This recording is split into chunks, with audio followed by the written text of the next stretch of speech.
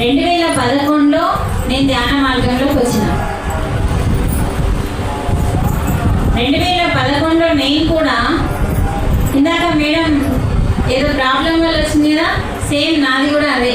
నేను డాక్టర్ దగ్గరికి పోయినా, అయినా కూడా నాకు ఆపరేషన్ అన్నాడు. ఆపరేషన్ అన్న తర్వాత హాస్పిటల్లోకి వెళ్ళినాం ఇద్దరం భార్య భర్తలు. మార్నింగే మా సార్ ఏమో లోపలికి డాక్టర్ దగ్గరికి వెళ్ళిండు, నేను బయట కూర్చున్నా. బయట కూర్చున్న నుంచి నా అంతరంగంలో ఒప్పుకోవట్లేదు ఆపరేషన్ వద్దు అని. అంటే నాతో ఎవరు మాట్లాడుతున్నారు? నేను ఒంటరిగా కూర్చున్నా, అంటే ఏకాంతంగా కూర్చున్నా, ఎవరితో లేను, నాతో నేనున్నాను. చూడండి, నాతో నేను ఉన్నప్పుడు నాతో ఎవరు మాట్లాడుతున్నారు? నాతో నేనే మాట్లాడుతున్నాను. అంటే నాలోని అంతరాత్మ నాకు చెప్తుంది ఆపరేషన్ వద్దు అని. మనతో మనం ఉంటే మనలోని అంతరాత్మ మాట్లాడుతుందని ధ్యానంలోకి వచ్చిన తర్వాత తెలిసింది.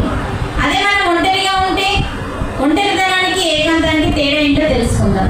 అలా అయిన తర్వాత ఏంటి నా లోపల గిట్లా అనిపిస్తుంది, ఆపరేషన్ చేసుకోకపోతే ఇబ్బంది అవుతుంది, ఆపరేషన్ ఏమో నా లోపల నుంచి గిల్టీ ఫీలింగ్ వస్తుంది. సరే ఒకసారి ఇంటికి వెళ్దాము, తర్వాత మాట్లాడుకొని వద్దాము అని చెప్పి మా సార్ని బయటకు పిలిచి కొంచెం అయినాక వద్దాము, హాస్పిటల్లో నాకు ఎందుకో చేయించుకోవాలని. అంతే, నువ్వే చెప్పినావు చేయించుకుంటానని, నువ్వే తోడుకొని వచ్చినావు, మళ్ళీ నువ్వే అవుతుంటున్నావు. ఏమో అప్పటిదప్పటి ఏం మారిందని ఇంటికి వెళ్ళిపోయాను.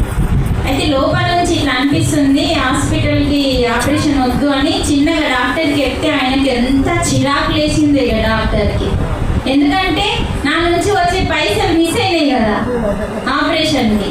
అయితే మేము అడిగినాం డాక్టర్ లోపలికి వెళ్ళి, సరే ఇప్పుడు ఆపరేషన్ చేస్తే నాకు సైనస్ ప్రాబ్లం ఉండే. ఏంటి ఆపరేషన్ అంటే ముక్కులో కోర్సు అంటే మాంసం పెరుగుతుంది, అది పెరిగినప్పుడు దాన్ని తీసేస్తారు, ఆపరేషన్ చేసి తీసేస్తారు.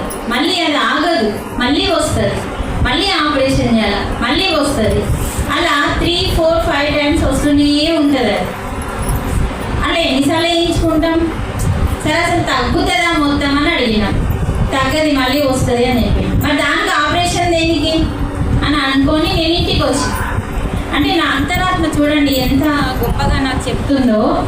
ఇంటికి వచ్చిన తర్వాత మేము డిసైడ్ అయినాం ఆపరేషన్ వద్దు. మనకు సంవత్సరం క్రిందట నాకు మెడిటేషన్ పరిచయం అయింది. ఇంత అనారోగ్యాన్ని పెంచుకున్నా నేను. ఫస్ట్ చిన్నగా ఉండే, అప్పుడే మెడిటేషన్ దొరికింది నాకు. చిన్నగా ఉన్నప్పుడు మెడిటేషన్ దొరికింది, కానీ మనం పోలే, దాన్ని పెంచుకొని సఫర్ అయిన తర్వాత అప్పుడు మెడిటేషన్ గుర్తొచ్చింది. ఏది దిక్కు లేకుంటే అన్నట్టు అలా మళ్ళీ మెడిటేషన్ అన్నారు కదా, ఉచితంగా నేను డబ్బులు హాస్పిటల్ పోతే డబ్బులు పోతాయి, మరి నా లోపల నుంచి ఎందుకు వచ్చిందో. అప్పుడు బాగా పూజల్లో మమేకమై ఉన్న వాళ్ళం.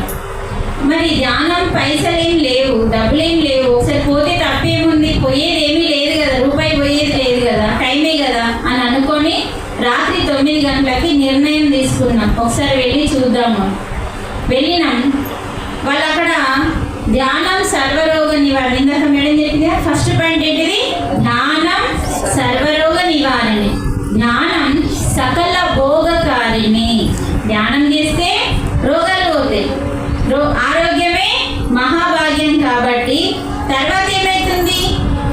ధ్యానం సకల భోగాలు, సకల అంటే అన్ని భోగాలని ఇస్తుంది. భోగం అంటే సుఖం, అర్థమైందా?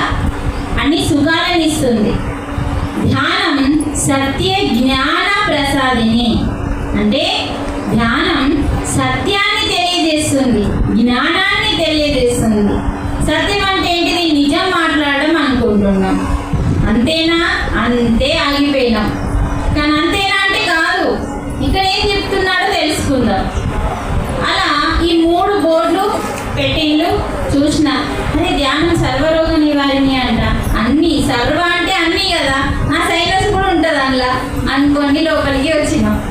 అలా రాత్రి 9 గంటలకి నేర్చుకున్నాం. అలా మేము ధ్యానంలోకి వచ్చి చక్కగా ఆ సైనస్ ప్రాబ్లాన్ని పోగొట్టుకొని 11 డేస్లో పోగొట్టుకున్నాం. అది ధ్యాన మందిరాన్ని ఉపయోగించుకుంటేనే. ధ్యాన మందిరాన్ని ఉపయోగించుకోలేదనుకో టైం పడుతుంది. అర్థమవుతుందా? మరి మేడం ఎందుకు ధ్యానంతో పాటు మీకు ధ్యాన మందిరాన్ని కూడా ఇచ్చింది. పద్మ మేడంకి మళ్ళీ ఒకసారి చూడండి. ధ్యానం అందరు చెప్తారు, మరి ధ్యాన మందిరాన్ని కూడా కొందరే ఇస్తారు. అందులో ఒక మేడం మన పద్మ మేడం. అంటే చూడండి, ధ్యానము ఇంట్లో చేసుకుంటే అంత తొందరగా కుదరదు. అదే ధ్యానాన్ని 10 మంది కలిసి చేసుకుంటే చాలా బాగా కుదురుతుంది. ఇదే ధ్యానాన్ని మనం గుడిలో చేసుకున్నా మీరు వచ్చే వాళ్ళని చూడద్దు. నేను ఎలా చెప్పినా గర్భగుడిలో ఉన్న విగ్రహం లాగా కదలకుండా కూర్చోవాలి. ఎవరు వచ్చినా వాళ్ళు చూపి ఎవరు వచ్చిండు, ఏ అక్క వచ్చింది, ఏ చెల్లి వచ్చింది చూడద్దు. అయితేనే మీకు ఎక్కుతుంది.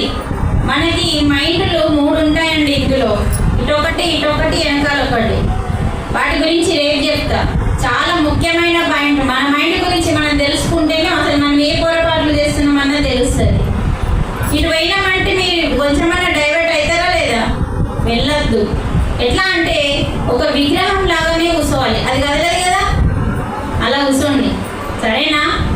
అయితేనే అర్థమవుతుంది ఆత్మజ్ఞానం. ఎక్కడ చెప్పంగా ఆపేసిన చెప్పండి. ఇప్పుడు నేను ఎక్కడ చెప్పంగా ఆపేసిన? కరెక్ట్ పాయింట్ క్యాచ్ చేయండి. ఎక్కడ చెప్పంగా ఆపేసిన? నేను ఉన్నారా లేదండి ఇక్కడ? ఇప్పుడే చెక్ చేయండి. సర్వరోగ నివారణ, సర్వభోగ సకల భోగకారి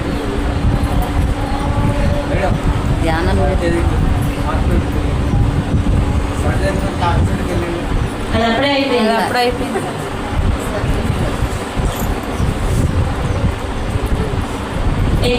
ఎక్కడ ఆపేసిన చూడండి. ఎవరు లేరు ఇక్కడ మేడం.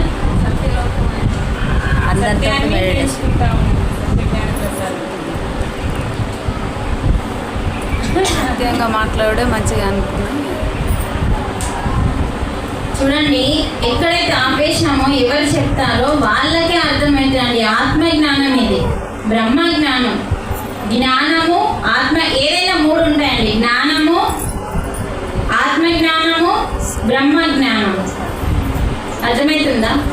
మనం ఎంత లోతులోకి వింటామో ఆ బ్రహ్మజ్ఞానం లాగా అర్థమవుతుంది. మామూలుగా వింటే మామూలుగానే అర్థమవుతుంది. అందుకని డీప్గా లోపలికి వెళ్ళి వినండి. పూర్తిగా మీరు ఇక్కడే ఉండండి. అలా వింటేనే ఈరోజు మీ క్లాస్ అర్థమవుతుంది. ఎందుకంటే మనం తెలుసుకునేది సంస్కృతం, బ్రహ్మజ్ఞానం. మనమేమో మనసు స్థితిలో ఉన్నాం. ఆ మనసు స్థితిలో ఉన్న వాళ్ళు పూర్తిగా వర్తమానంలో ఉండి వింటేనే బాగా అర్థమవుతుంది. ఈ 3 పాయింట్లు ఎందుకు బోర్డు మీద రాస్తారు? దాంట్లో ఎంతో సారాంశం ఉంది. సర్వరోగ నివారిణి అంటుండ్రు. అసలు సర్వరోగ నివారిణి ఎలా జరుగుతుంది? ప్రశ్న రావాలి కదా. లోపల అసలు ఏం జరిగితే సర్వరోగ నివారిణి వస్తుంది కదా. శ్వాస మీద ధ్యాస పెడితే సర్వరోగ నివారిణి అన్నారు. ధ్యానం వల్ల సర్వరోగ నివారిణి అన్నారు. ఎలా, అసలు ఏం జరుగుతుంది లోపల? ఇదంతా మనము పూసగుచ్చినట్టు తెలుసుకుంటేనే కదా. అవునా అమ్మ? పూసగుచ్చినట్టు అంటే ఒక్కటి కూడా కొల్లు పోకుండా తెలుసుకుంటే మన లోపల అసలు ఏమేం జరిగితే సర్వరోగ నివారిణి అన్నది మనం తెలుసుకోవాలి. తర్వాత ఏమంటుండు? సత్యజ్ఞాన ప్రసాదిని అంటుండు. తర్వాత సకల భోగకారిణి. మనకి అనారోగ్యాలన్నీ పోయి అంత సంపూర్ణ ఆరోగ్యం వచ్చినప్పుడు మనకు భోగం కాదా? అది భోగమా కాదా? అంటే సుఖం, శరీరానికి సుఖం, మనసుకు ప్రశాంతత వస్తుంది. ఇంకెక్కడికి వెళ్ళినా మనం ధ్యానం గురించి చెప్తే వాళ్ళు మనని నెత్తిపైన పెట్టుకొని చూసుకుంటారు. సుఖం, భోగం అంటే సుఖం. మరి ఇవన్నీ లోతులోకి తెలుసుకోవాలంటే మీరు ఎన్ని రోజులు నాకు టైం ఇవ్వాలి? ఎన్ని రోజులు ఇచ్చినా చాలదు. అందుకని మధ్య మధ్యలో గ్యాప్ ఇచ్చుకుంటే మళ్ళీ 3 రోజులు, మళ్ళీ 3 రోజులు.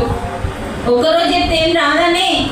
ఇప్పుడు ఒకరోజు మీరు అందరు వచ్చిండ్రు, నేను చెప్పినా నేను పోయినా, అది అటు ఇది ఇటు కంటిన్యూ మీరు 3 రోజులు వచ్చిండ్రు అనుకో, ఏదో ఒకటైతే మైండ్కి ఎక్కుతుంది కదా. అలా అందుకే 3 రోజులు పెట్టడం జరుగుతుంది. మనము ఆ యొక్క హాస్పిటల్ నుంచి ఇంటికి వెళ్ళిపోయి డిసైడ్ అయిపోయి ధ్యానంకి వెళ్ళిన 9 గంటలకు నేర్చుకొని ఇక ధ్యానం నేర్చుకోవడం. నేను పద్మ మేడం గురించి చెప్పేటప్పుడు ఆపేసిన, మీరు ఎవరు చెప్పలేదు. అన్నీ అయిపోయిన దాన్ని చెప్పిండ్రు. చూడండి, ధ్యాన మందిరం ఎంత గొప్పదంటే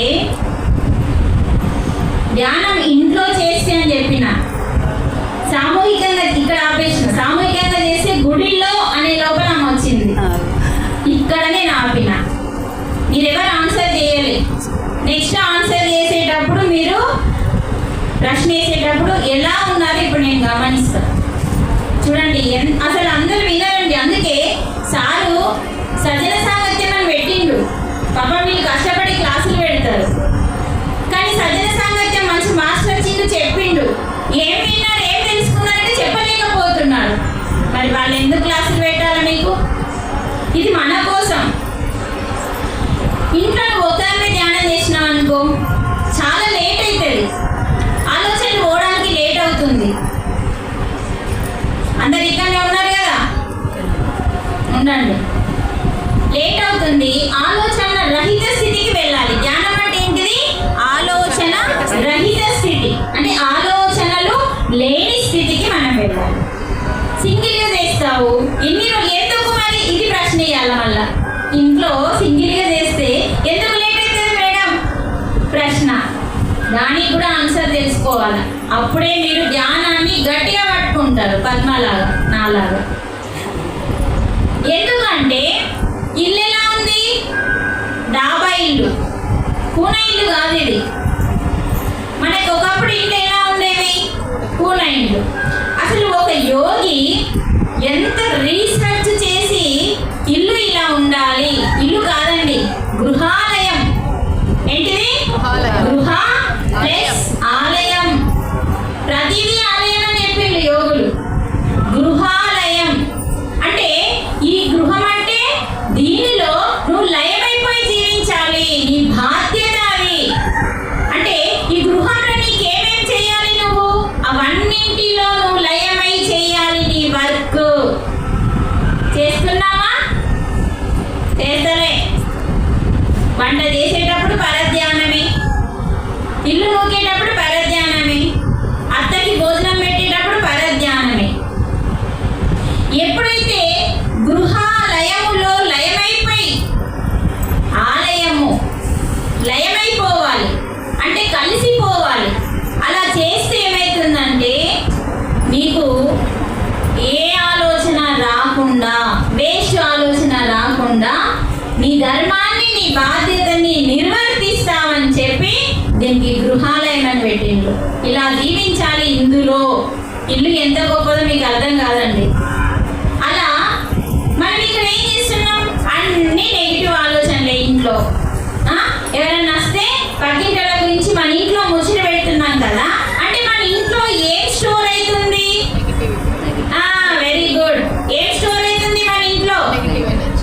అంటే చెడు శక్తి మన ఇంట్లోకి వస్తుంది. నువ్వు ఎవరి గురించి మాట్లాడుతున్నావు? నీ దగ్గర ఎవరు లేరు. ఇప్పుడు పద్మ ఇల్లు ఇది, పద్మ ఉంది, నువ్వు ఉన్నావు, మీ ఇద్దరి గురించి మాట్లాడాలి కదా. లేని వ్యక్తి గురించి మన ఇంట్లో మాట్లాడితే ఏమైతుంది? మన ఇంటికి నెగటివ్ ఎనర్జీ వస్తుంది. చూడండి యోగులు ఎంత బాగా కనిపెట్టిండ్రు. అప్పుడు ఏమైతుంది? మన ఇంట్లో దాని గురించి మాట్లాడేసేసిన తర్వాత ఇందాక మేడం ఏమంది? నాకు ఇప్పుడు ఏ నొప్పి లేదు అన్నది పద్మ. లేదు అన్నది మాట్లాడద్దు, కాదు అన్నది, పోదు అన్నది, ఇవన్నీ ఏం వర్డ్స్? Negative words. అర్థమైందా? ఇప్పుడు నాకు పద్మ ఎలా చెప్పాలి? ఇప్పుడు నాకు సూపర్గా ఆ యొక్క నొప్పి అనేది సంపూర్ణ ఆరోగ్యంగా మారిపోయింది. చెప్పడం విధానం రావాలి మనకి. ధ్యానము మనల్ని మారుస్తుంది అన్నాము.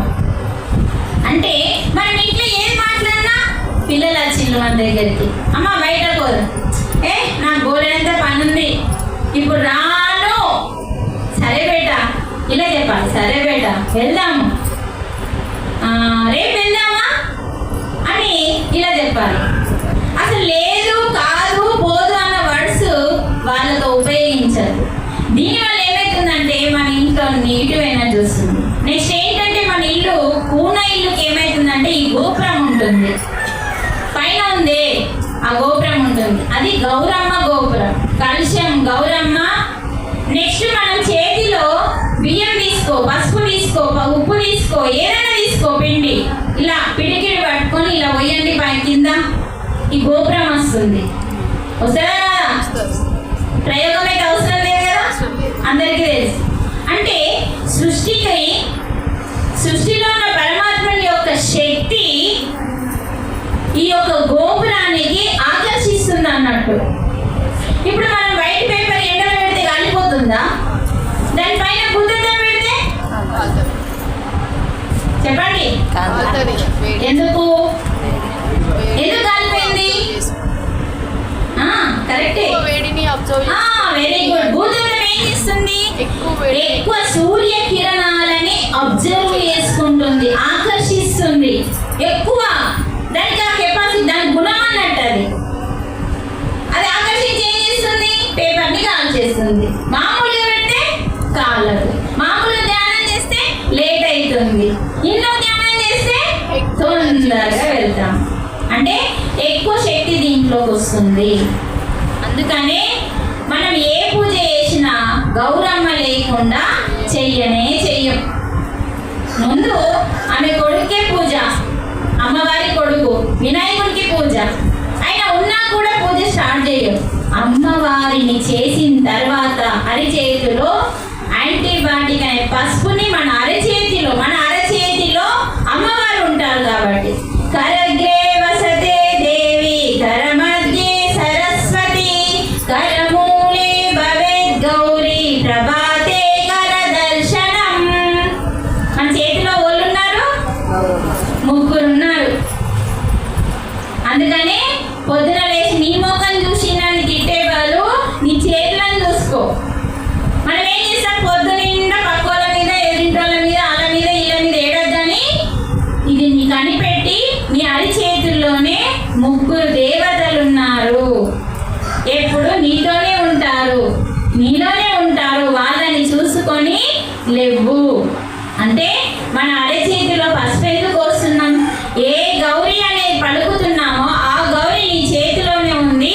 చేతిలో పసుపు పోసుకొని ఆ గౌరమ్మని తయారు చేసి పూజలో కూర్చోబెడతాము. అమ్మవారిని ఆవాహన చేస్తున్నాము. ఏ రూపంలో? ఒక షేప్ రూపంలో. ఆ షేప్ ఎలా ఉంటుంది? కొచ్చగా ఉంటుంది. అదే పిరమిడ్ షేప్. ఆ కొచ్చటి ఆకారానికి విశ్వంలో ఉన్న పరమాత్మ శక్తికి ఆకర్షించే గుణం ఉంటుంది. ఇందాక భూతద్దం గుణం ఏంటిది? సూర్యకిరణాలని ఎక్కువ తీసుకుంది. మరి గౌరమ్మ యొక్క షేప్కి ఆ యొక్క విశ్వశక్తిని ఎక్కువగా గుంజుకునే గుణం ఉంది. అర్థమవుతుందా? ఇవన్నీ మీకు తెలుసా? మరి ఆన్సర్ చెప్పడానికి రెండోసారి ఎందుకు అడగాలి నేను? ఒకటేసారి చెప్పండి, టైం వేస్ట్ చేసుకోకండి ప్లీజ్. ఆల్రెడీ మనం 11:12 అయింది. అమ్మవారిని అరిచేతిలో పోసుకొని తయారు చేసి, అమ్మ ఇక్కడనే ఉంది అరిచేతిలో, ఆ ప్లేస్లోనే పసుపు పోస్తున్నాం. చూడండి, ఏమీ తెలియదు మనకు, కానీ అన్నీ చేస్తున్నాం. అది తెలుసుకొని చేస్తే బాగుంటుంది కదా. వంట రాదు, తెలుసుకొని చేస్తాం. కానీ నాకు రాకపోతే ఏమవుతుంది? అన్నీ చేస్తా ఒకటేసారి. ఉల్లిగడ్డ, పచ్చిమిరగడ్డ, టమాటాలు, పసుపు, ఉప్పు, కారం అన్నేసి మంట పెట్టేస్తా. ఏమైంది? పెంటైంది. అందుకని ఏది చేసినా తెలిసి చేస్తే బాగుంటుంది కదా. తెలుసుకొని చేస్తే ఇంకా శక్తి, ఇంకా లాభం, ఇంకా శక్తి. అంటే చూడండి, ఒక ఇంట్లో ధ్యానం చేయాలి అంటే ఆ ఇల్లు శుద్ధిగా ఉండాలి. అంటే మేడం పొద్దున నీళ్ళు సర్ఫేస్ కడిగింది, అదేనా శుద్ధి అంటే? కాదు, అది మైల మాత్రమే తీసేసింది. కానీ చెడు శక్తిని పోగొట్టాలి కదా. చక్కగా రోజు లేచి శుద్ధి చేయాలి, తర్వాత పోగేసుకోవాలి. తర్వాత ఎవరన్నా వస్తే వాళ్ళ గురించే మాట్లాడండి, లేని వాళ్ళ గురించి మాట్లాడద్దు ఇంట్లో. తర్వాత అక్కడ మనం మాట్లాడేటప్పుడు పిల్లలతో, భర్తతో, ఎవరితోనన్నా మాట్లాడేటప్పుడు కాదు, పోదు, లేదు ఇవి మాట్లాడద్దు.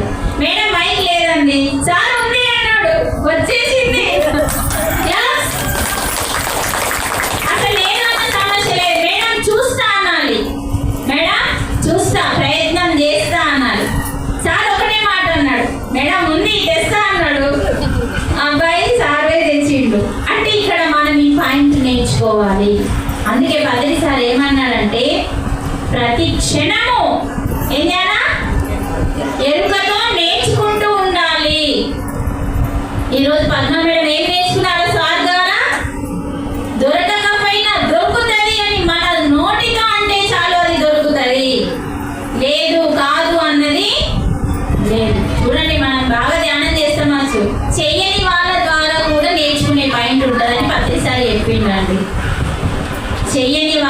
దగ్గర కూడా నేర్చుకునేది ఒకటి ఉంటుంది, మాట్లాడని వాళ్ళ దగ్గర నేర్చుకునేది ఉంటుంది, సైలెంట్గా ఉండే వాళ్ళ దగ్గర నేర్చుకునేది ఉంటుంది.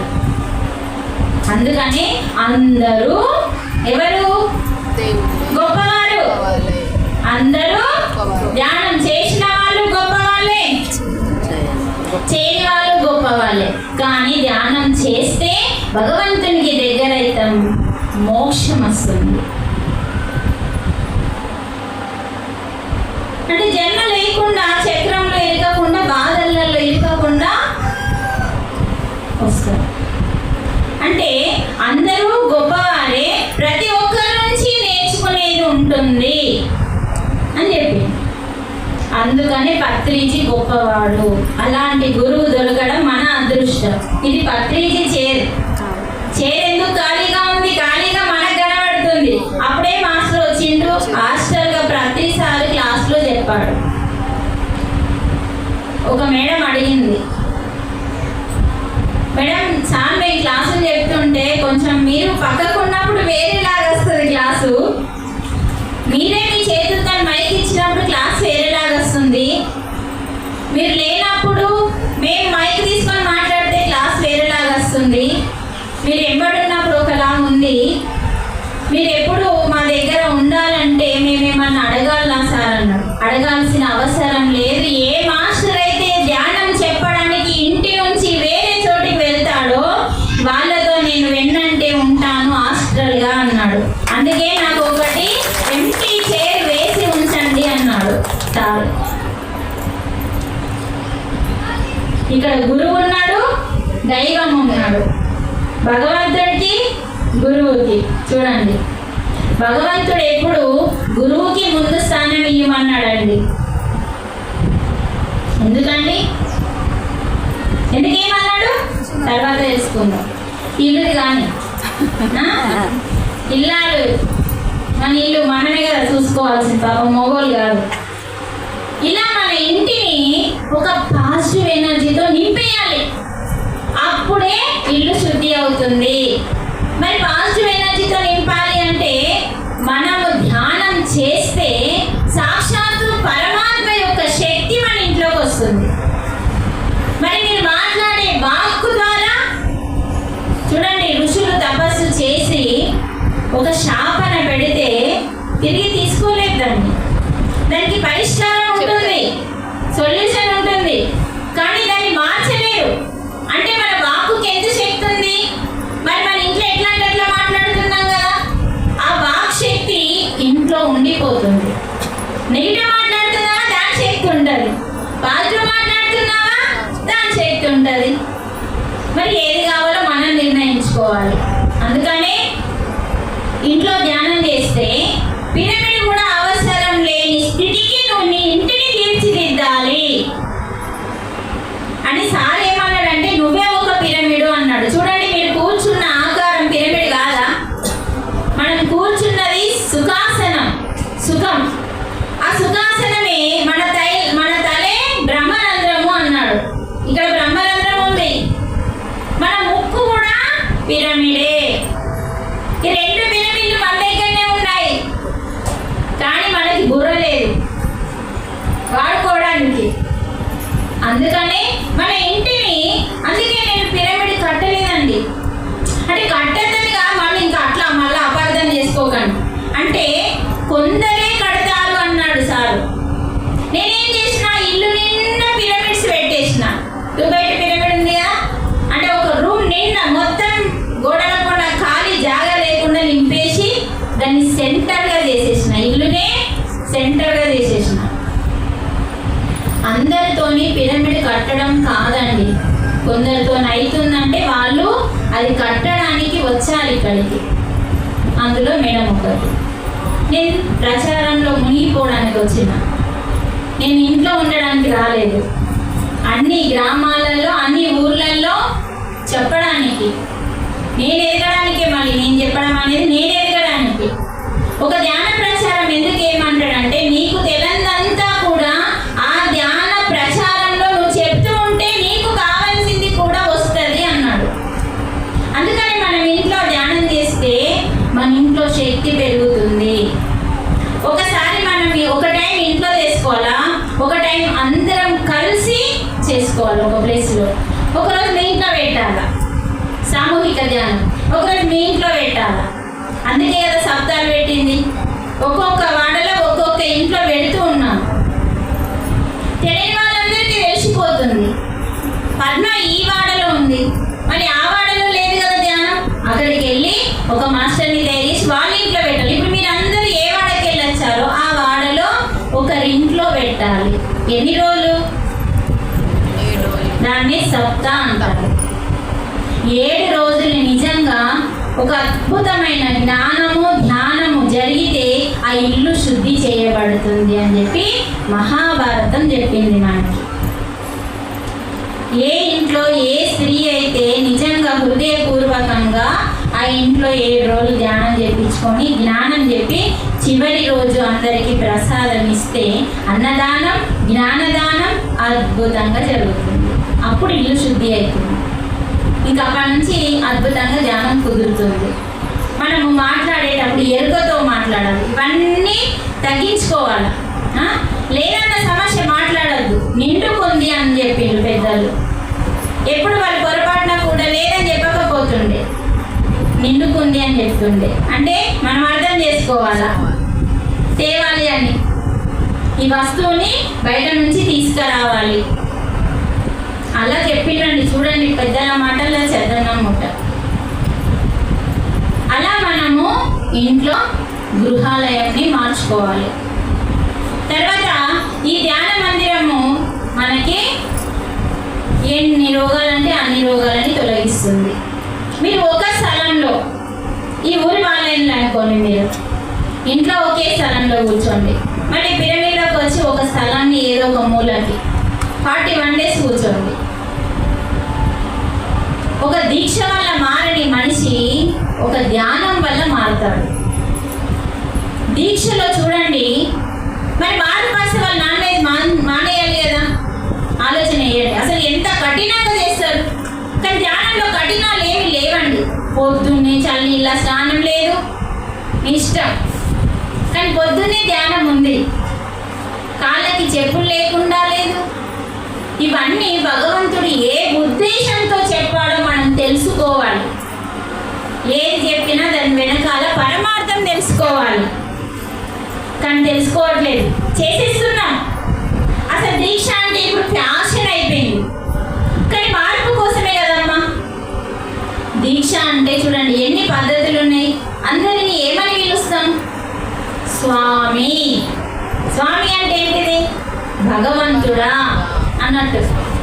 అమ్మ భగవంతుడా, కొడుకు భగవంతుడా, భార్య భగవంతుడా అని అంటే స్వామి. అమ్మ స్వామి, చెల్లె స్వామి అంటున్నాం. అంటే అందరిని ఏమని పిలుస్తున్నాం మనం? భగవంతుడా. మరి మనలో భగవంతుడు ఉన్నాడు కాబట్టే అయ్యప్ప దీక్షలో మనలోని భగవంతుని చూస్తూ, అంటే మనలోని ఆత్మని చూస్తూ ఆ ఆత్మతో మాట్లాడమని చెప్తున్నారు. అమ్మ స్వామి అంటే మనలో ఉన్నాడని కదా